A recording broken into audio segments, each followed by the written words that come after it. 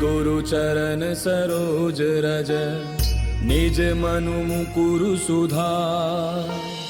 बरनउँ रघुबर बिमल जसु जो दायक फल चारि।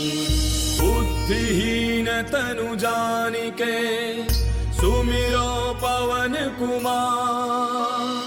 बल बुद्धि विद्या देहु मोहि हरहु कलेस विकार।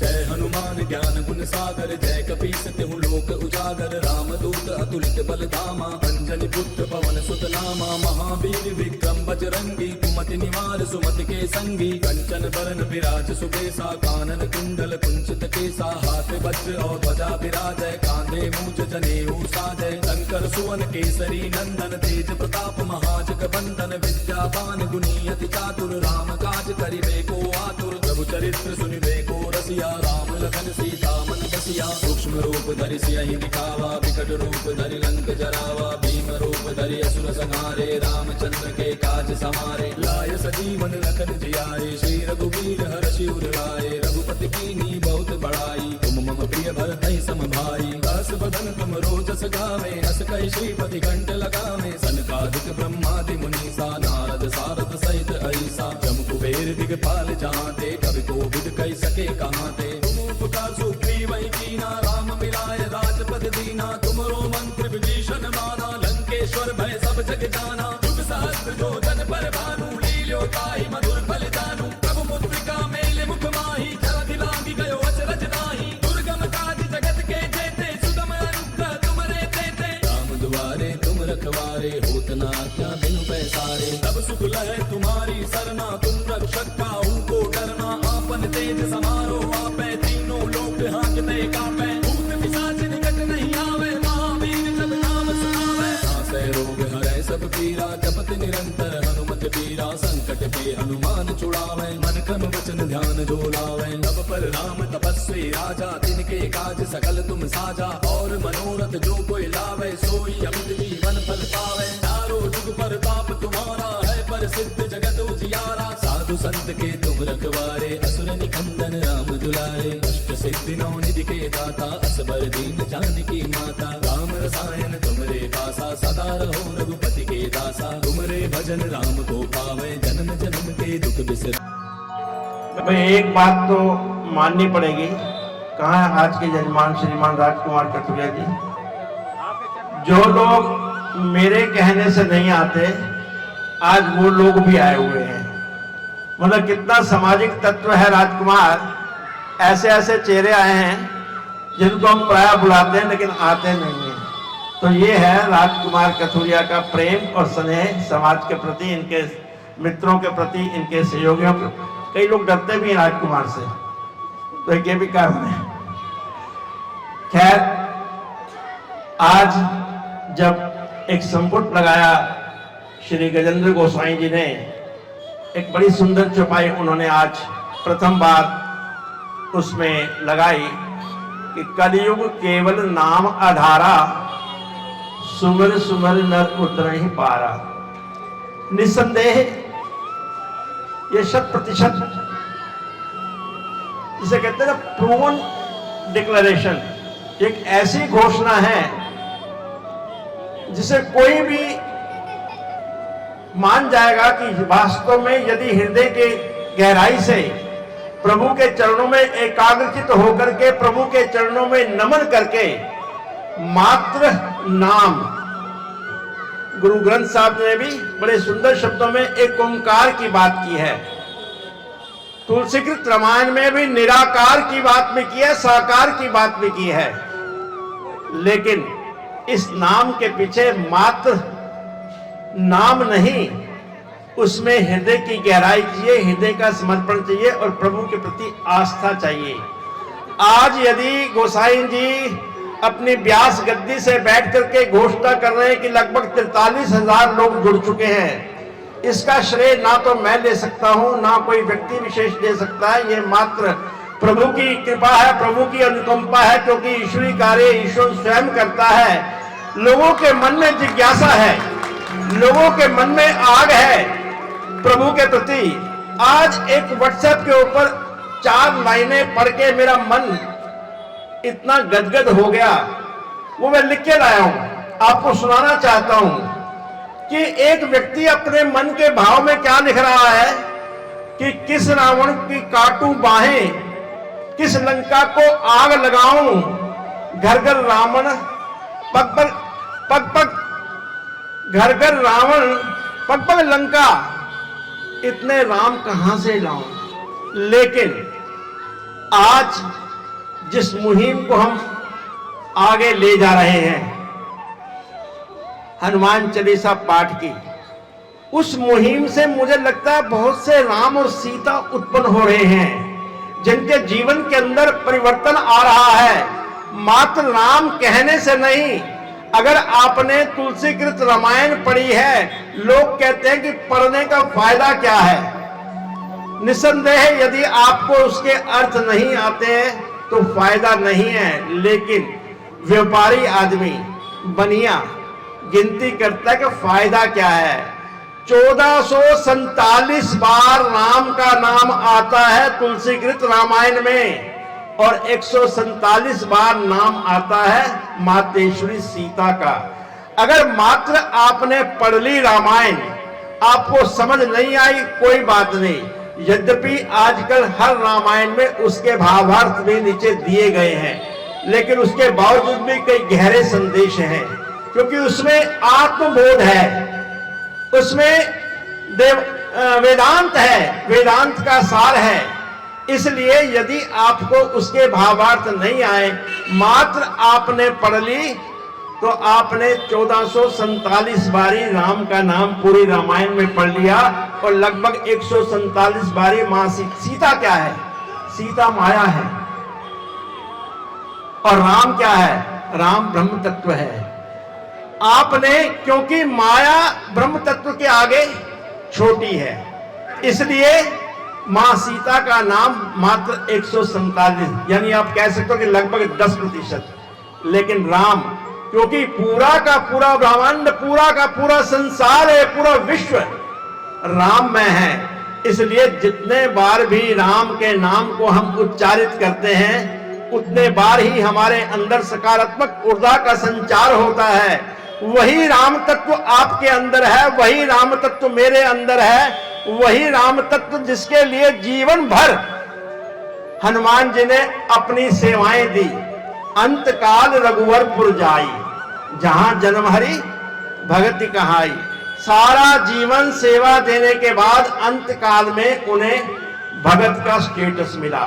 तो हम तो अभी शुरुआत हैं, तो इसलिए आज मैं ले रहा हूं एक विषय। आपने रामायण पढ़ी होगी, इसमें 7 कांड हैं। पहला है बाल कांड। प्रायः कहते हैं कि बाल कांड में भगवान राम की बचपन की लीला का जिक्र है, ऐसा नहीं है। बाल कांड में ही बचपन, उनका जन्म लेना, बाल कांड में ही गुरु से शिक्षा लेना, बाल कांड के अंदर ही विश्वामित्र गुरु के साथ जाकर के मारीच और ताड़का का वध करना, अहिल्या का उद्धार करना, बाल कांड के अंदर ही अयोध्या में जाकर के धनुष को तोड़ना और मातेश्वरी सीता के साथ विवाह करना और अपने महलों में वापस आना, यह सब बाल कांड के अंदर कर दिया। इसी प्रकार यदि आप अयोध्या कांड की बात करते हैं, तो अयोध्या कांड शब्द के हिसाब से जब वो वापस आ गए विवाह करा करके, अयोध्या की बात करनी चाहिए, लेकिन नहीं। अयोध्या कांड के अंदर ही उन्होंने अपने प्यारे पिता को खोया। अयोध्या कांड के अंदर ही कहां से? राजपाट से वनवास के राजा बन गए। मुझे पिता ने वनवास का राजा दिया है। अयोध्या कांड के अंदर ही उन्होंने सरयू को पार किया, अयोध्या कांड के अंदर ही उन्होंने गंगा को पार किया, मां मंदाकिनी को पार किया। वहां पर ही अयोध्या कांड के अंदर ही उन्होंने केवट के साथ प्रेम से भेंट की और निषाद राज को अयोध्या कांड में ही गले लगाया। देखिए कितना ईश्वर की लीला, क्योंकि वो ब्रह्म स्वरूप है, वो कुछ भी कर सकता है। अगला आता है अरण्य कांड, उसके बाद आता है किष्किंधा कांड।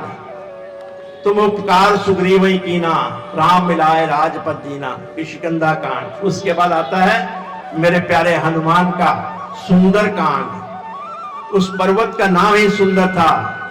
और अंत में आता है लंका कांड और फिर उत्तर मीन्स वापसी। अरण्य कांड एक अद्भुत कांड है, सबसे छोटा कांड है, लेकिन उसमें क्या है? अरण्य किसे कहते हैं? कोई हाथ खड़ा करके बता सकता है? बहुत सुषमा जी से तो पूछना नहीं चाहिए था, मैं नालायक बच्चों से पूछ रहा था। अरण्य बोलते हैं वन को।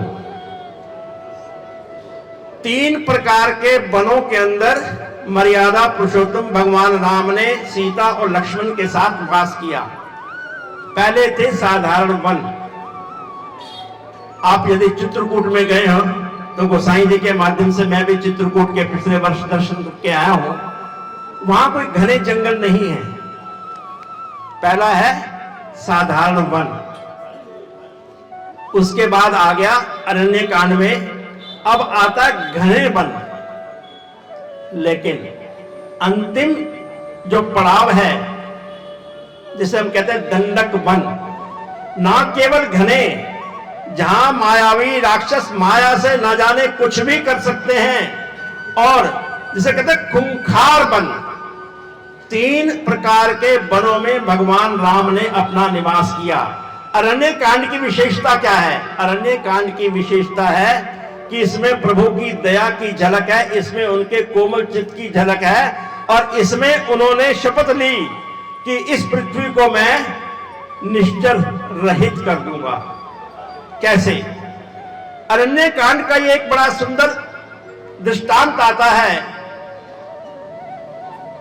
करवा चौथ का दिन भगवान राम ने सोचा, अगर मेरी अर्धांगिनी अयोध्या में होती तो श्रृंगार करती, पूजन करती, लेकिन दुर्भाग्य से वन में तो कोई महल नहीं है, कोई श्रृंगार की सुविधा नहीं है।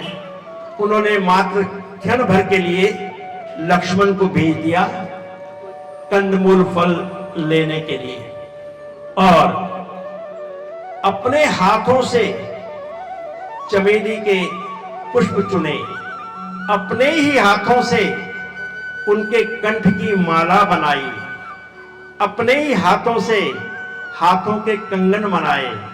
भगवान राम ने अपने ही हाथों से उन्होंने कुंडल बनाए, और मां सीता का श्रृंगार कर रहे हैं। तो उस समय देवताओं के देव इंद्र का बेटा जयंत सोचने लगा कि ये लोग कहते हैं ईश्वर है, ये तो माया में है, पत्नी के मोह में है, पत्नी का अपने हाथों से श्रृंगार कर रहा है। बोलता मैं इनकी परीक्षा लूंगा। और जयंत ने, आपने रामलीला में भी सुना होगा, एक कौवे का रूप धारण किया।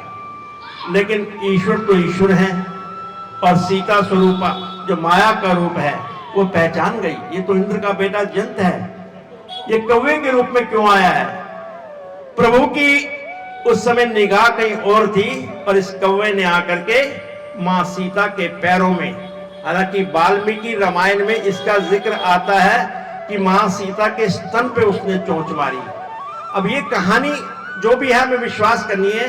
तो जैसे ही उनके पैरों पे चोंच मारी तो मां सीता ने कहा, यदि मेरे प्रभु ने देख लिया तो इसको जान से मार देंगे, छोटा सा जीव।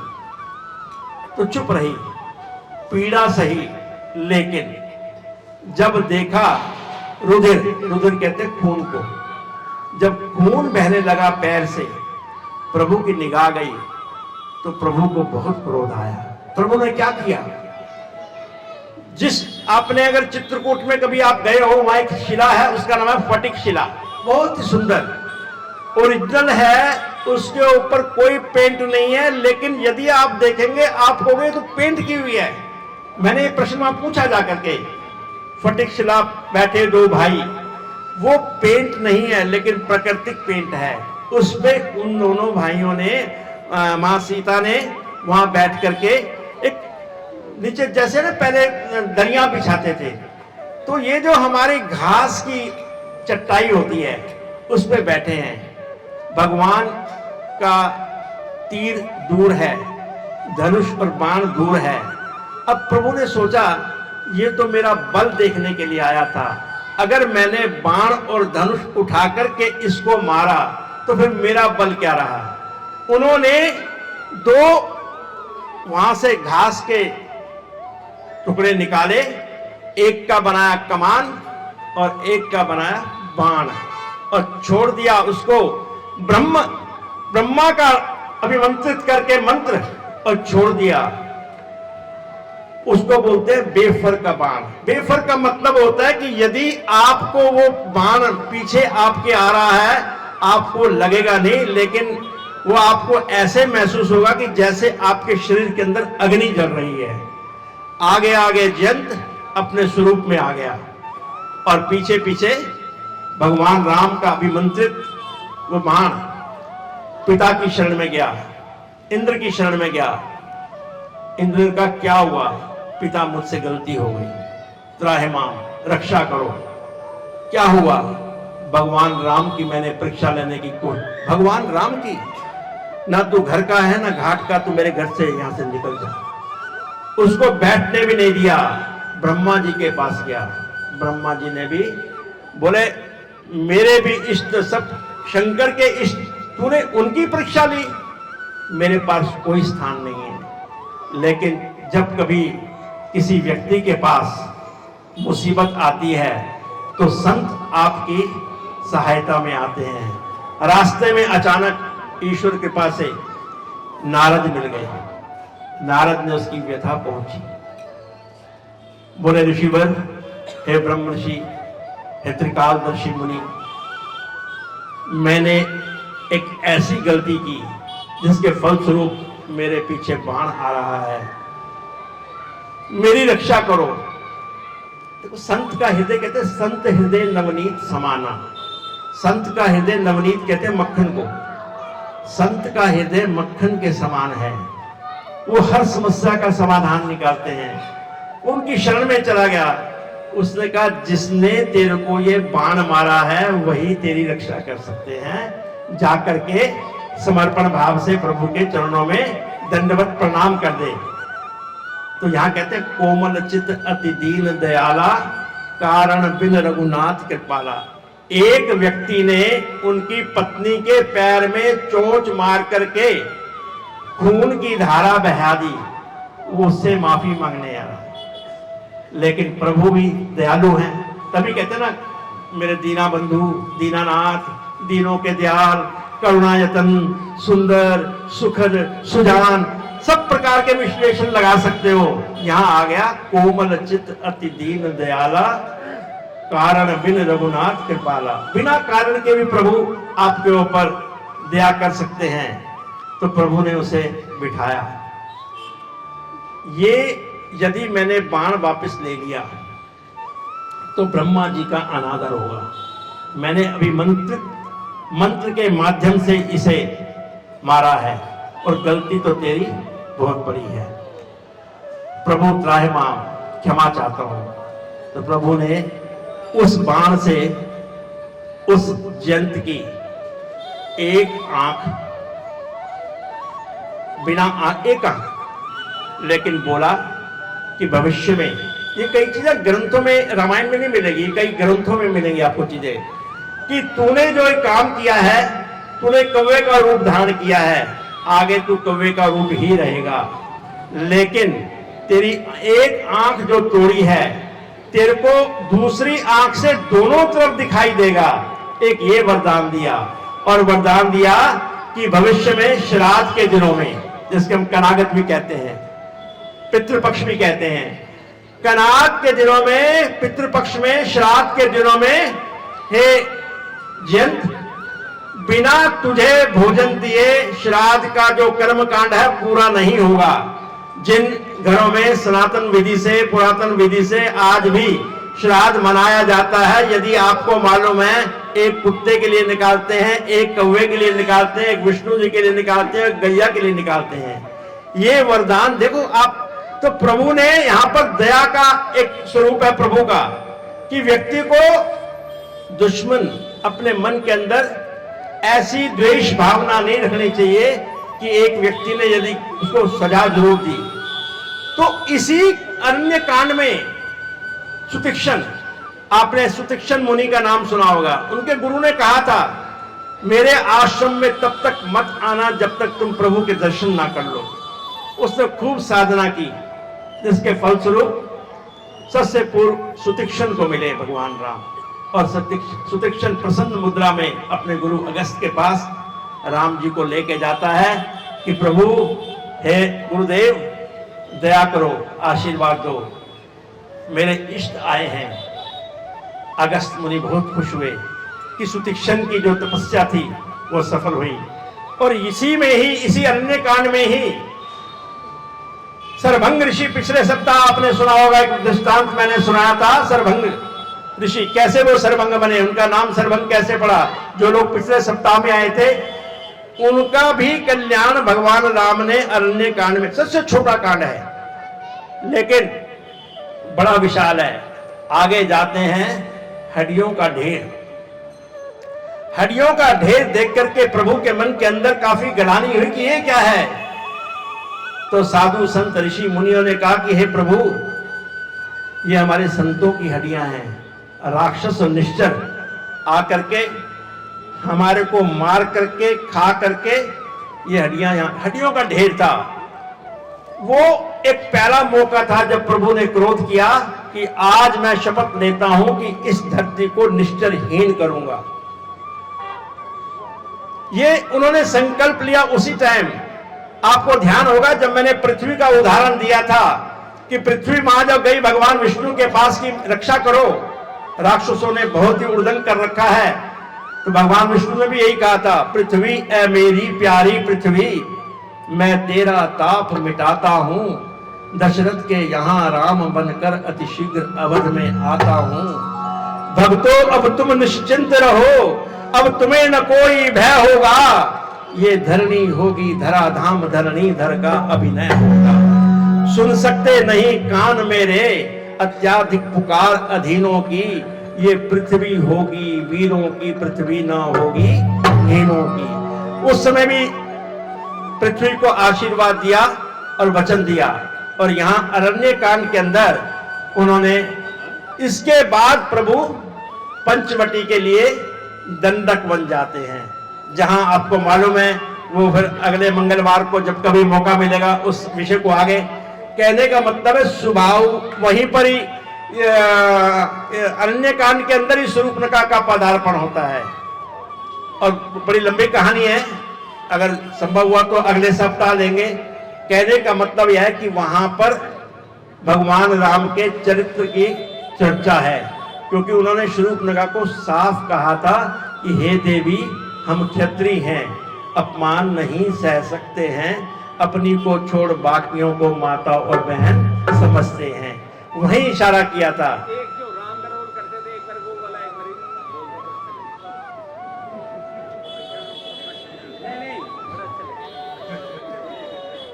विषय से भटकना नहीं चाहिए राजकुमार जी, बड़ा गंभीर विषय चल रहा है।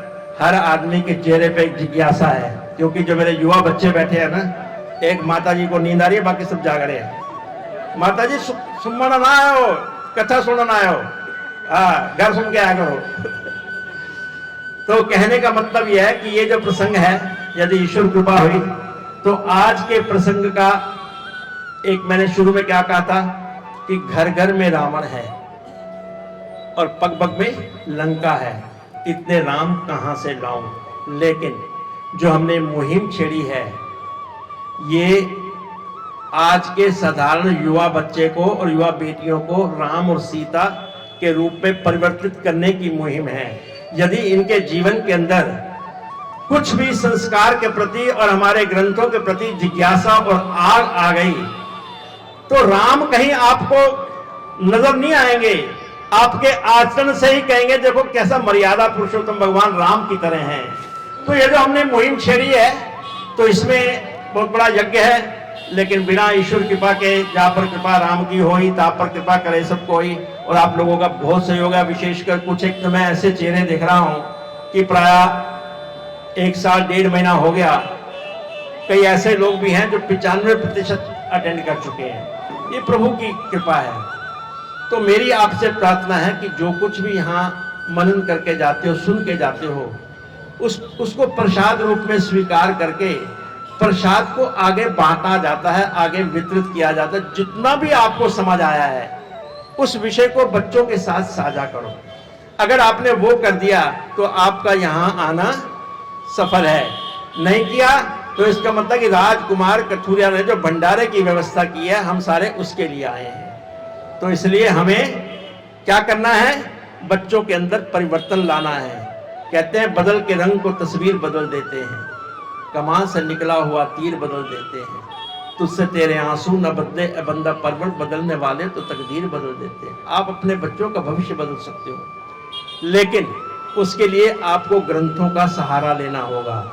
मैंने जैसे कहा था, आप अगर मात्र रामचरितमानस का अध्ययन शुरू कर दें, समझ नहीं आए कोई बात नहीं। इसी बहाने जब आपने 2 महीने के अंदर रामायण पूरी पढ़ ली, जिसको लिखने में 2 साल 7 महीने और 26 दिन लगे थे तुलसीदास जी को, आपने यदि उसको 2 महीने के अंदर पढ़ लिया तो आपने इसी बहाने 1476 बार मेरे प्यारे राम का नाम ले लिया। तो उस राम के लिए आप सबको बहुत बहुत साधुवाद है। और आज विशेषकर राजकुमार कथुरिया जी के मन में अपने माता जी के निमित्त जो प्रेरणा आई, उन्हें आशीष है। प्रभु इस प्रकार के संस्कार अगले सप्ताह जो हनुमान चालीसा का पाठ है, गोसाई जी आपकी सूचना के लिए आपका काम मैं कर रहा हूं आजकल। यही हमारा गीता आश्रम है, ज्योति पार्क, यहाँ से बिल्कुल 2 मिनट का पैदल का रास्ता है। स्वामी दिव्यानंद जी का जो आश्रम है, लेकिन प्रारंभ 5 बजे पूरे। गोसाई जी और पंडित जी सुन लीजिएगा, 5 बजे का मतलब चाहे एक भी श्रोता ना हो, मैं तो हुआ और आपके गाजे बाजे वाले भी होंगे। हम 5 बजे शुरू करेंगे, क्योंकि सबने कहा जी उसके बाद वो उन दिनों में ना नवरात्रे चल रहे होंगे। तो इसलिए हम ये पूरी कुछ नहीं रखेंगे, हल्का सा प्रसाद रखेंगे, लेकिन 5 बजे शुरू करके और इसका 7 बजे तक, 6:30 तक तो हमारे गोसाई जी लेंगे। आज पंडित जी भी मूड में थे, खूब इन्होंने भी पूजा लंबी की। तो 7:15 बजे तक, 7:15 बजे तक हम उसका समापन करेंगे। और जो ईश्वर की कृपा हुई, ईश्वर मुझे क्या बुलवाता है, तेरा भाना मीठा लागे, उस जो वो बुलवाएगा मैं बोलूंगा। लेकिन जो कुछ भी यहाँ से लेके जाओ, उसको जाकर के विशेष करके अपने बच्चों में जरूर बांटे। एक और सूचना है, हमने पंजाबी बिरादरी महासंगठन के आधार पर, हाँ जी भजन ना, भाई साहब कह रहे हैं कि वो वाला डायलॉग बोलो। कौन सा भाई साहब? ये बैठे इधर से आगे देखो ना, जनरल में आपको दिख नहीं रहे ना। ये तो सेठ जी बैठे हैं। हाँ, वो वाला बोल दो एक बार। ओम प्रकाश कथुरिया जी 10 मिनट पहले आए हैं। जो बंदा 2 घंटे पहले आता उसको ऑर्डर देने का अधिकार है। मेरे हाथ जोड़। अच्छा, सुनाते हैं। तो अयोध्या के लिए हमने 2 बसेस की तैयारी की है। दोनों बसेस के जो इंचार्ज है वो यहाँ पर हैं। एक के अनिल कुमार जी और रमेश कुमार जी, मेरे रमेश जी भी एक थे अभी। और दूसरी बस के जो इंचार्ज है हमारे राजपाल आहूजा जी। राजपाल जी जरा शक्ल दिखा दो थोड़ा आगे आकर के। वैसे तो आपका शरीर कनक मुद्राकार शरीर है, दूर से ही नजर आ जाओगे। तो मात्र वही जा सकेंगे इनके साथ जो वास्तव में गरीब है, क्योंकि हमने संपन्न लोगों को नहीं ले जाना, क्योंकि ईश्वर की उन पे कृपा, वो स्वयं जा सकते हैं। आना जाना एयर कंडीशन लग्जरी बस के अंदर, जिसमें स्लीपर भी होगा। सोते हुए जाएंगे, सोते हुए आएंगे, और वहां दर्शन और वहां का 3 टाइम के भोजन की व्यवस्था पंजाबी बिरादरी महासंगठन, जिसके वरिष्ठ उप प्रधान मेरे आगे श्रीमान ओम प्रकाश कथुरिया जी बैठे हैं, वो यहाँ पर हैं। तो यदि आपकी निगाह में कोई ऐसा व्यक्ति है, अब बेचारी कई माइयां 4 घर में जाकर के काम करती हैं तो 15,000 रुपये महीना कमाती हैं। कोई प्रेस करने वाले हैं, ऐसे बहुत से कर्मचारी हैं जिनकी इनकम बहुत ज्यादा नहीं है। तो राजपाल जी ने अपनी सूची बना रखी है। यदि उनके पास गुंजाइश है मुझे नहीं मालूम, लेकिन मैंने इन दोनों से प्रार्थना की कि हमारे महामंत्री श्रीमान रामलाल ग्रोवर जी यहाँ पर हैं, उनसे जरा एक बारी प्रमाणित जरूर करवा लीजिएगा, क्योंकि हम लोग बिरादरी के जवाबदेही हैं। और आज बहुत से लोगों की यहाँ पर उपस्थिति है, नाम लेना असंभव है। सारे ईश्वर भक्ति और राजकुमार कथुरिया की वजह से आए हैं। ईश्वर आप सब पे कृपा बरसाए और आपकी अभिरुचि इस प्रकार प्रभु के चरणों में बनी रहे। इन्हीं शब्दों के साथ अब ये कह रहे हैं एक डायलॉग सुना दूं। तो बात हो रही थी, अब आज हम अरण्य कांड में पहुंचे थे। अरण्य कांड के बाद जब शूर्पणखा आती है और नाक कटवा के चली जाती है, तो रावण आता है साधु का वेश और माँ सीता को ले जाता है। यद्यपि वो सीता थी नहीं, वो सीता का प्रतिबिंब था, क्योंकि प्रभु ने लक्ष्मण जी की अनुपस्थिति में माँ सीता से आग्रह किया था कि हे सीते, अब मेरा लीला करने का समय आ गया। 13 वर्ष तक वो इकट्ठे रहे हैं, लेकिन जब 14वां वर्ष था वनवास का, उसमें उन्होंने माँ सीता को अग्नि को समर्पित किया। और जब रावण को वध करने के बाद वापस अयोध्या जाने लगे, तो कहते हैं ना अग्नि परीक्षा, वो अग्नि परीक्षा नहीं थी, माँ सीता को उस अग्नि देवी से वापस लिया था। तो जब सीता हरण होता है, उस समय का एक डायलॉग है, कहीं मृग नैनी देखी कोकिले कूक कर बतला दे, तूने कोकिल बैनी देखी, हंसो मत हंसो, हंसो मत हंसो, बतलाओ चलकर उस राज हंसनी को, सिंगो गरजो इतना कह दो, देखा है मैथिली सिंहनी को। हे पहरेदारों वन वृक्षों, बोलो पन देवी किधर गई, हे कुटी कुटी तू ही बतला, वो इधर गई या